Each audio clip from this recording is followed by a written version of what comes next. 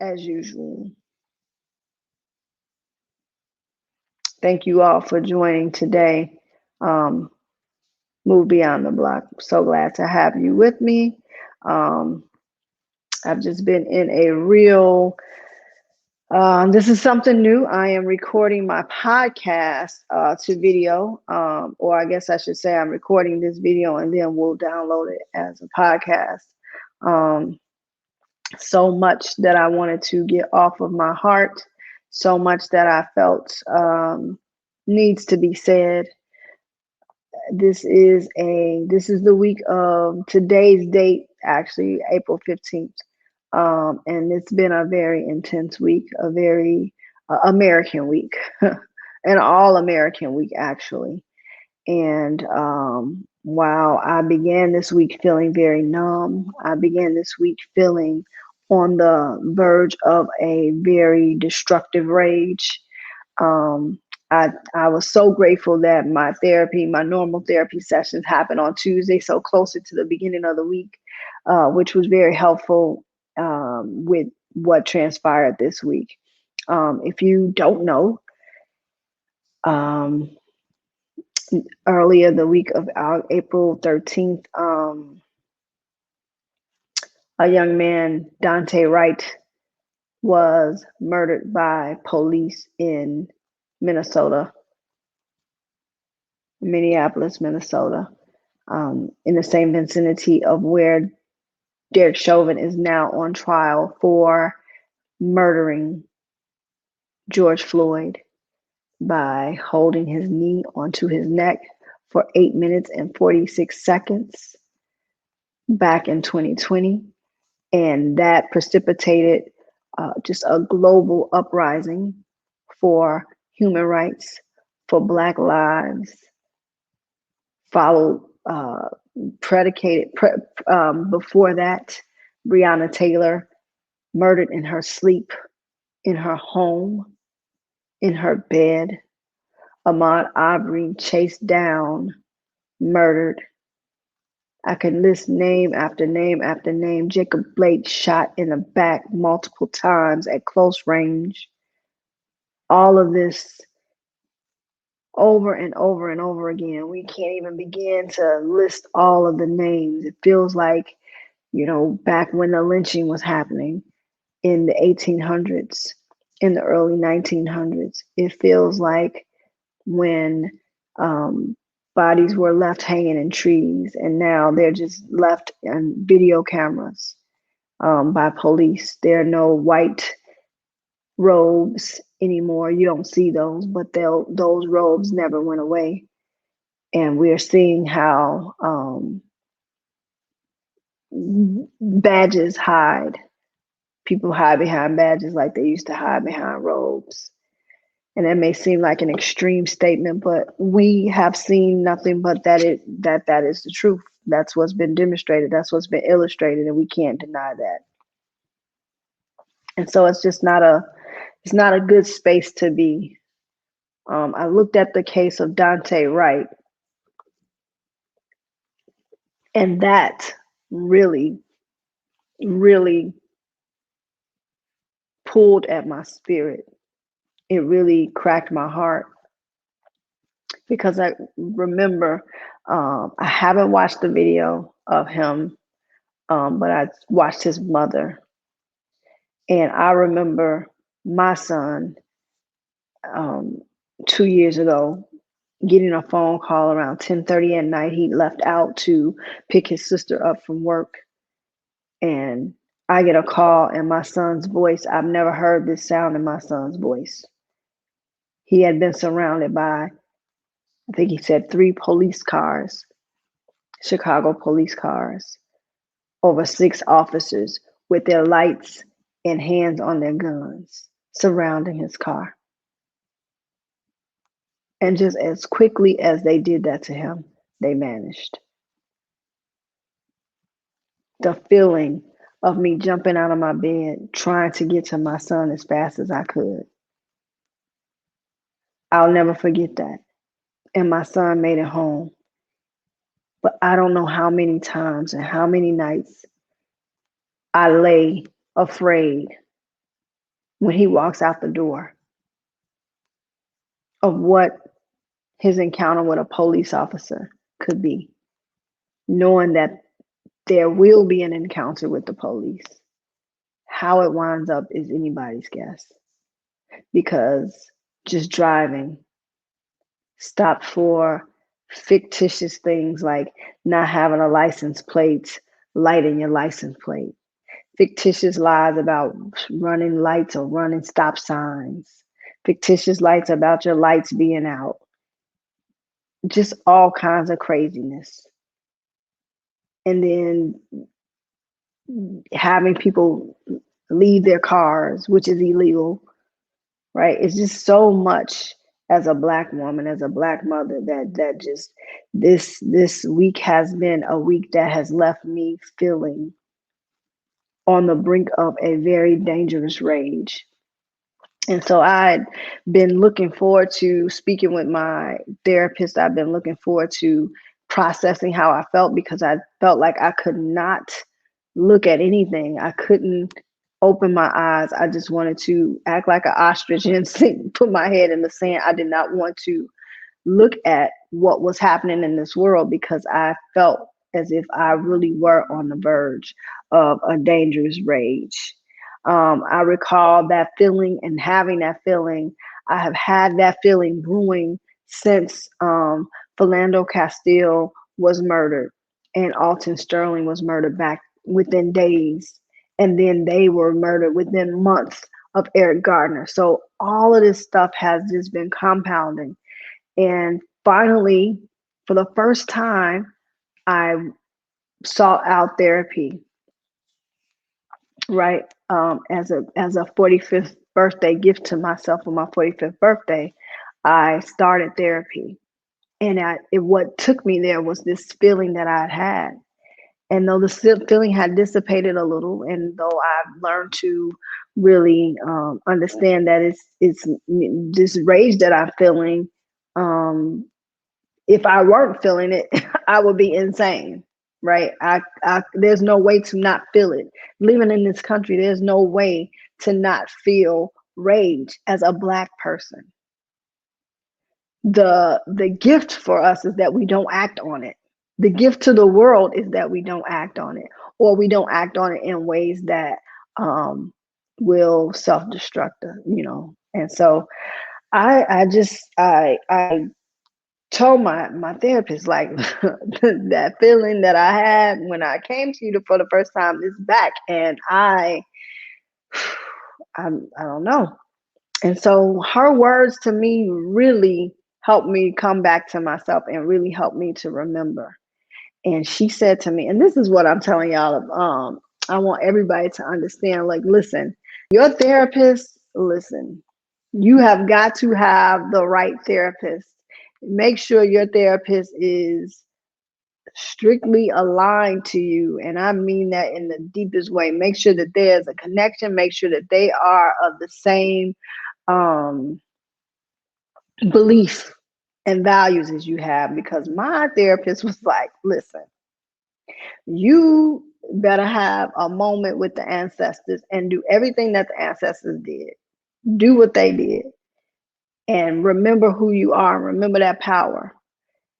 And she was like, the ancestors, they wept, they wailed, they wept and they wailed and they cried and they got it out. And then our ancestors, what else did our ancestors do? And I'm like, you know what? That's right. We have to mourn. We have to release. We have to wail and scream and holler and just let out these emotions that are that feel as if they are going to drown us, that feel as if they're going to strangle us, right? You feel it caught up in your throat, the pain. It's so painful. It's so painful. It is so painful to just think that, for us, life is of the same value as a rat or vermin, honestly, right? Like it is like the world sees dogs or cats. It's like, oh, the little dog or cat, And a dog can be vicious. And the white society will still accept that dog and love that dog and find a way to redeem that dog and find a way to keep that dog safe. But it's like with black people, especially the police officers, the black person is just vermin. And the instinct is to kill. The instinct is to exterminate. That is what it is to be black in the presence of police officers and law enforcement in this country. And it's no exaggeration, this is truth. And if it were exaggeration, we wouldn't have the multiple numbers of people killed in the same manner. They're killed by trained officers who are trained to kill them. If it wasn't a training, then it wouldn't happen in the same exact way and the same line of excuses afterwards. Oh, I was afraid. I've never met so many scary ass officers of the law in my life. America must have the most scariest, most incompetent, most fear-driven police force in the world. I don't understand how you can be so afraid and carry a gun. Well, I guess that's why you do carry a gun, right? That's why you are in law enforcement, which is just pathetic and sad all the way. I'm going to bend over. I'm doing all this charging my computer because I did not realize how low my battery was. So forgive me for all of this noise you're hearing as I try to. There we go. Okay, sorry. Yeah, so it's just that to me, I'm at a place, I'm at a point where yeah, I just needed to really delve back into like going into the Bible and reading about those wailing women and reading about the women that mourned and reading about the women who had ceremony for the lost people and the lost souls and the lost land. And we pretty much are in the wilderness here in America. We really are. We are really bought here. You know, everybody else has their language. That's the thing that keeps people in power, keeps people united, keeps people unified is their language, right? This shared traditions and shared language. And what white America understood early on was to destroy our language, to completely strip our language, completely strip us of that unity. And it's all been by design where we are now. And so I with this rage that I feel, I had to also, outside of just the weeping in the morning and wailing and really feeling the feeling of hurt and feeling the feeling of powerlessness and feeling the feelings of fear and acknowledging all of that I was feeling, scared, angry, frustrated, exhausted, tired, feeling all of that. I also knew that, you know, I look at my Shiro, my Shiro is Maya Angelou, and so I look at her and her words and lean into what she said and what she said about anger. Her words for anger was, "You should be angry, right? You should be angry. You must not be bitter. Bitterness is like cancer. It eats upon the host. It doesn't do anything to the object of its displeasure. So use that anger. You write it, you paint it, you dance it, you march it, you vote it, you do everything about it. You talk it. Never stop talking it." And so that's what I'm doing, y'all. This is why this podcast is here. This is why I'm on here alone, because my podcast will mostly be interview based, but I had to do this solo because I've had to release and get this out. I also had to look to the meditated on Ida B. Wells's quote. One of my favorite quotes from her is that the people must know before they can act, and the greatest of the educators, and nothing can compare. The greatest educator is the press. And so using this media platform, using media tools to tell people like what it is we must do, what it is we must stay vigilant about, what our next steps are, raise this awareness in case there's somebody who is listening who hasn't heard about Adam Toledo, the 13-year-old boy who was murdered by the Chicago police with his hands in the air, had his hands up. The cops shot him while his hands was up. A 13-year-old baby. They tried to hide the video. They tried not to show the video. It took almost 2 weeks for the video to be revealed. And they shot that baby. In Chicago, the same city that has a consent decree by the Department of Justice, and that consent decree declared that the Chicago Police Department was a threat to itself and harmful to over 90%. If they any interactions that they had with the public would result in harm. This is what was found in the Department of Justice's consent decree, that they had been flawed in their training and that it was decades deep and they need complete reform. This is what the consent decree says about the Chicago Police Department. And if you do research, you'll find that Adam was not the youngest baby to be killed by Adam Toledo was not the youngest baby to be killed by Chicago police. There are so many other names, all from 9 years old. Yes, just 2 years ago, they shot a 9-year-old baby on the west side of Chicago. Said he was running and turned around and had a gun in his hand. 9. Yeah. This is what we are facing. And so I had to remember, I had to call on Ida, I had to call on Maya, I had to call on Ella.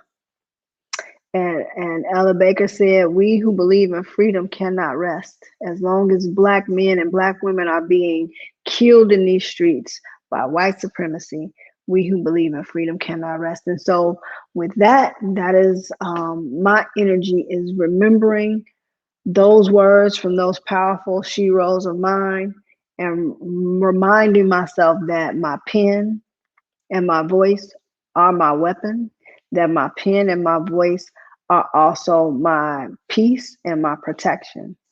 And that my voice is also a clarion call for you. That I know when I speak up, that we all can raise our voices together. And so I just had to just really release this. Like, this is therapeutic for me to talk to you about this. The feeling that I still have not felt it all the way. Because when do you have time to stop and have a breakdown? When do you schedule your breakdowns? When do you schedule your I have to fall out on the floor and just ball into a ball and cry, and when do you schedule that? When do you schedule, let me get this out before I see officer and have some kind of reaction, before I go into this world and I'm triggered? Like, where do you unleash that as a Black person?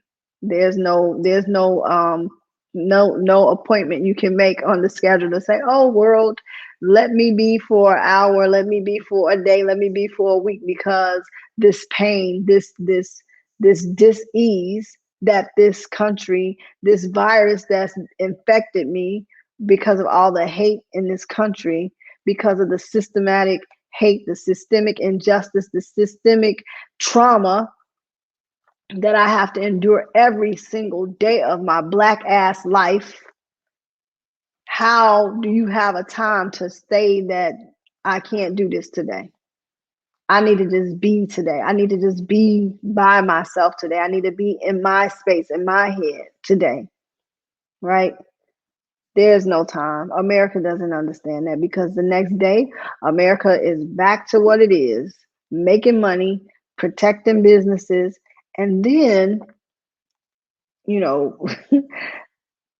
for those of you, this is a new podcast, so some of you may not know me. To get to know me, but during the election cycle, I rubbed a lot of people the wrong way. A lot of people were not very receptive to my train of thought. And my train of thought is that if certain people were not fit to be president when your favorite Black first president was running, and this person wasn't fit to be president then, and this person was a laughing stock, and this person was not qualified, and there were all the reasons why this person was pushed off. Isn't it funny that now this person is a front runner? Like, isn't it funny that now this person, who, if you look at this person's history and much of what is plaguing us today, is the results and ramifications of the things that this person put in place. Why in the world, if we're being progressive, why in the world would we think that this person is the best person to lead this country into a new way forward? Something about establishment Democrats just always tell me that it signals to me that no change really, America does not desire change. The powers that be does not desire change. Corporate America, the interest of America, does not desire change.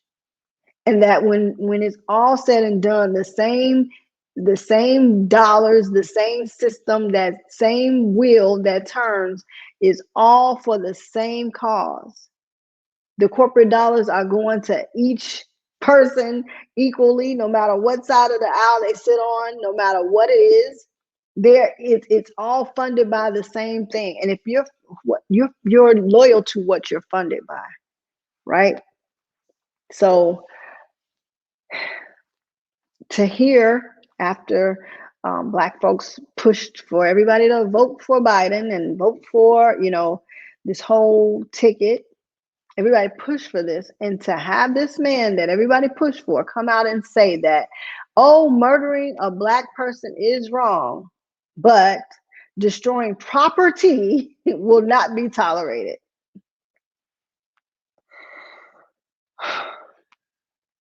Yeah, that's your president that you voted for, that was all about change and is going to really rectify the evil that's in the world, that's going to rectify the law enforcement that was emboldened by his legislation that he pushed, that was emboldened by years of unlawful practices, that was emboldened by just this whole white supremacist thinking. So yeah, this is my second episode.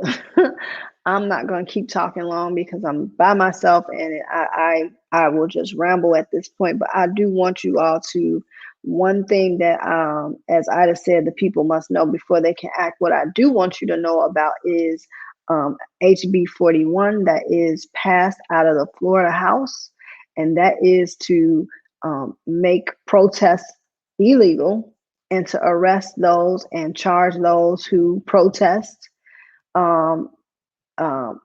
with criminal charges. And you should be aware of those. Also be aware of the corporations who are supporting the voting rights, the suppression bills in Atlanta and in Florida, or in Georgia and Florida. Be very aware. I know that before, over the summer months, there were some places that were, let me make sure that I'm not putting the wrong information out. But I know that there was some corporations who had, said that they were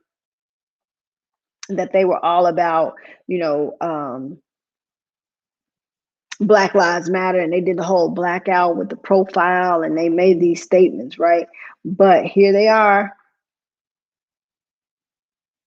here they are still sponsoring these bills and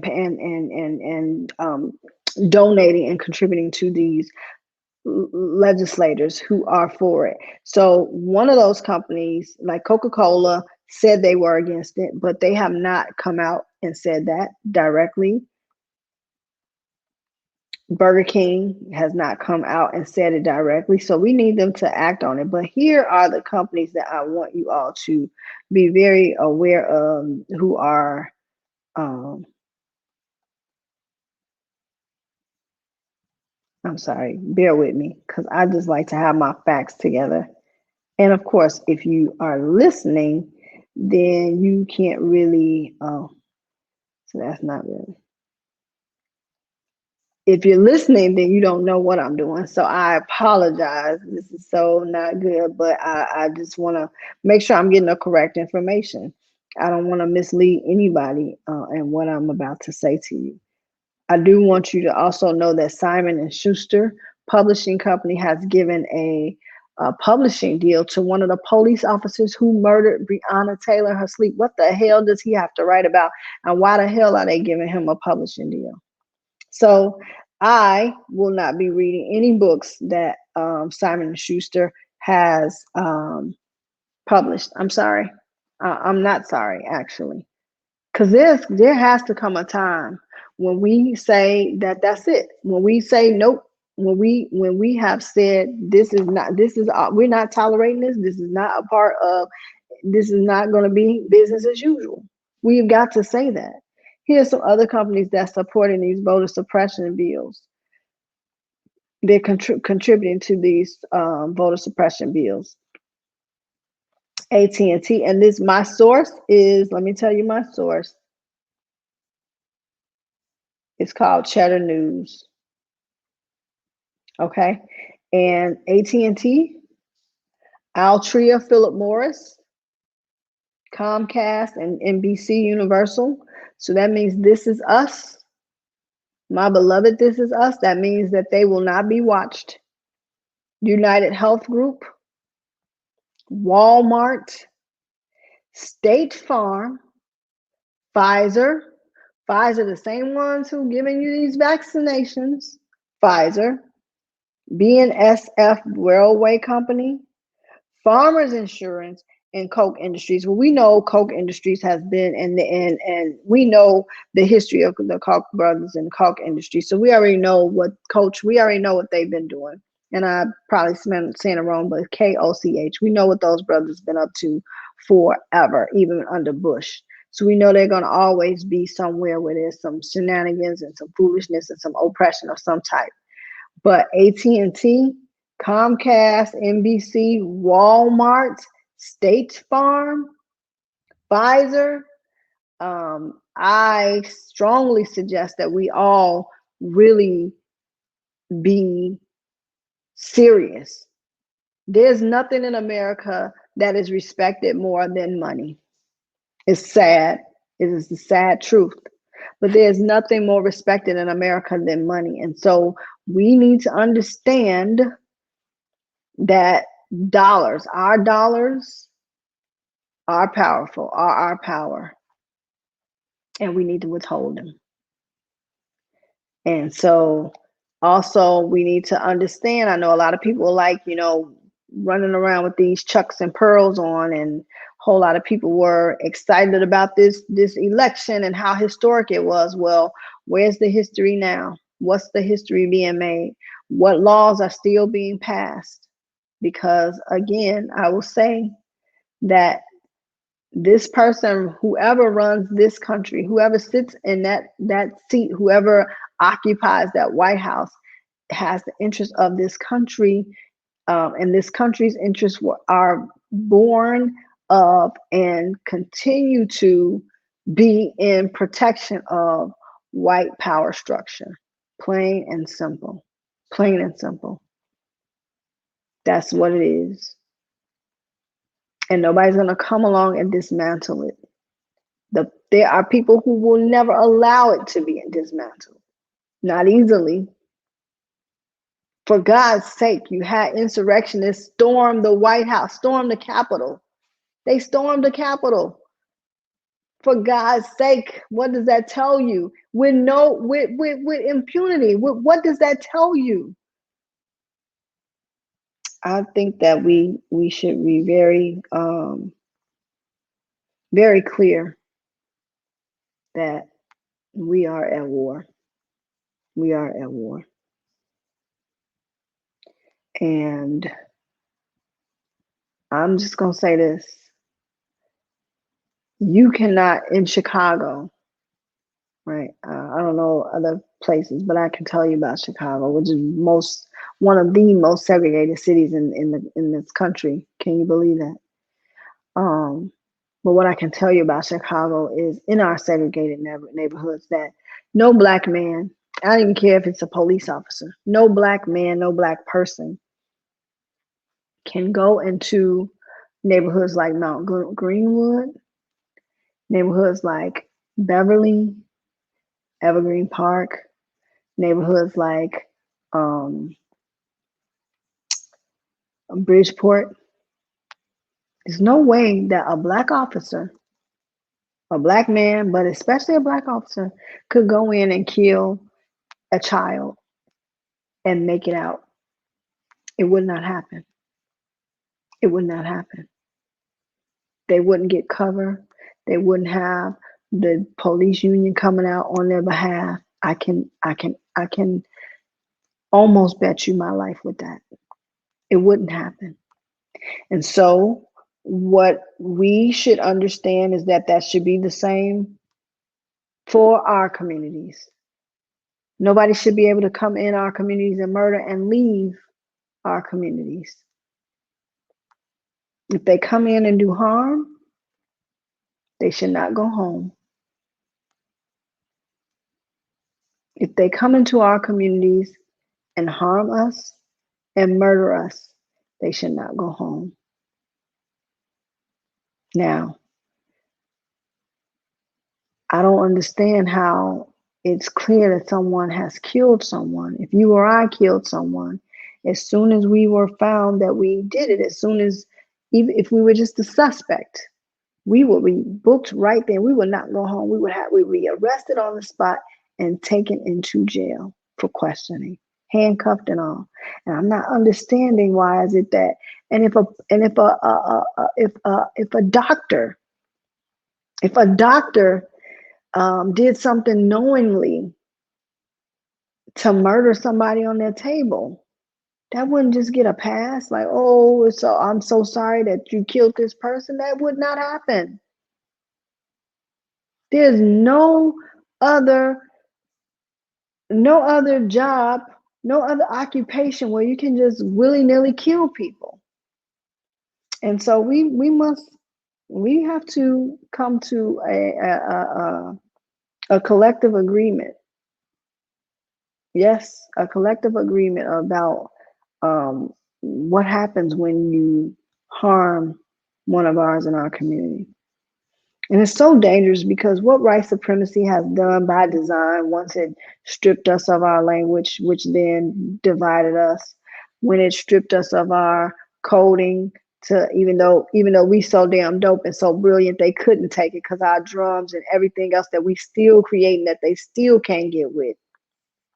But they knew to strip us from that, to strip us, and they keep making laws to strip us from our family structure. They understood how tight our family structure was and how that kept us together and how that kept us from being defeated by them. But they've almost won. They've almost won. If we don't get it together, they will win. If we don't understand Sankofa, if we don't understand that nothing is going to happen for us without that family structure again, without that sense of community, without that sense of tribe, it's not going to happen. Latinos understand it. They keep their language. Asians get it. They keep their language. You go into their neighborhoods, everything is written in their language. And nobody else is working in their communities. Nobody else is opening up shops in their communities. I'm heavy, y'all. It's a heavy, heavy day, heavy topic, heavy week. And I don't know when it won't be heavy. I don't know when living in America as a Black person won't be heavy. I don't ever want to not be Black, I could tell you that much. And I know that it is our Blackness that will save us. It is our Blackness that will save us. It is our Blackness that will give us the joy. Is the Blackness that will give us the peace. It is the Blackness that will give us our faith. It is the Blackness that will keep us in our human dignity and compassion and love. And so I say to you, don't trade your Blackness in. Don't try to shed it or erase it or minimize it or diminish it or hide it or shrink it to fit closer into this American society, because this American society is toxic. It is filled with death and violence. Don't shed yourself. Don't shed your skin. Don't do it. And I don't know who else is listening to this, but I'm going to tell you, and I don't know if white women or someone else is listening, and anybody is free to listen. But one of the other things that also has really been a real issue for me and a thorn for me is this progressive and liberal white woman. Progressive and liberal white women can pose the most danger to Black people.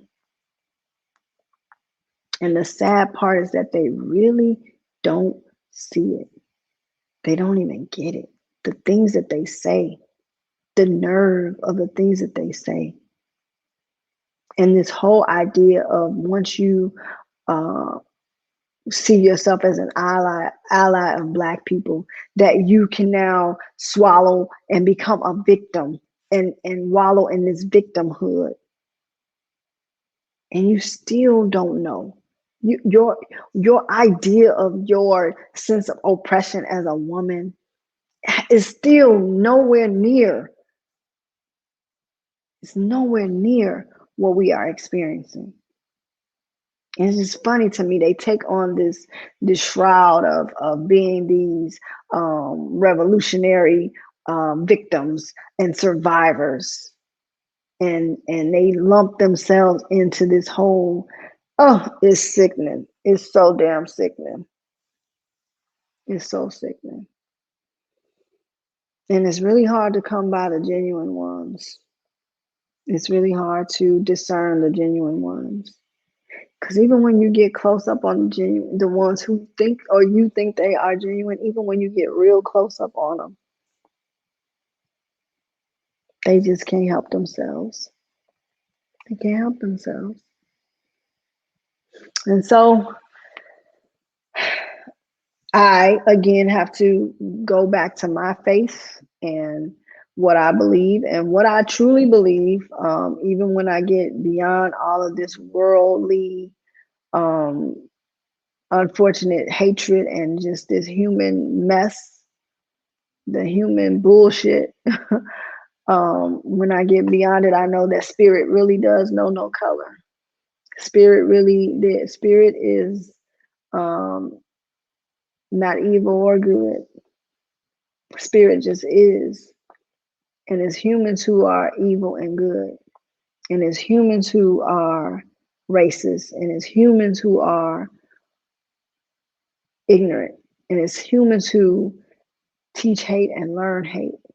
But spirits, which we all are spirits, if we all can operate and vibrate higher, then we don't have to act as either the victim, the oppressor, the survivor, the warrior, any of that. And I'm just trying my best to vibrate higher. I bought a book called Vibrate Higher. I think Delia, my therapist recommended it for me. And that's what I'm going to do, y'all. I'm going to just try to vibrate higher, because everything that is happening, and I'm probably rambling, not a good podcast host at this time. And also, let me just say, it is also 3:13 a.m. in the morning. April 16th. So yeah, this is me. This is me, y'all. This is me raw and just saying we need a new way forward. But remember what Maya said, take this anger, don't let it make us bitter. Remember we are gods. Remember that the spirit of God resides in every human being, everyone, every single one. And all it takes is us to be consciously aware of the work that we need to always be doing, to be vigilant, to reach that deeper part of ourselves and that higher part of ourselves. That's what keeps me from really hating, really hating. That's what keeps me from wishing, from keeps me open to forgiveness and grace. But I'm telling y'all, that feeling is very fleeting. That human part of me won't let that be for too long. So I'm gonna work on me, but we also gonna work on this damn system. It is coming down. It is being dismantled. It is not. We're not gonna play games. We just not.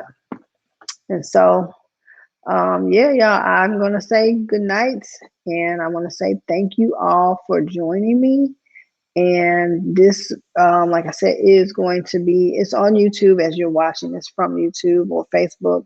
It will also be on Spotify and my podcast. So if you have not, then make sure that you subscribe, like, and share. All right, y'all. Thank you so much for tuning in. Good night.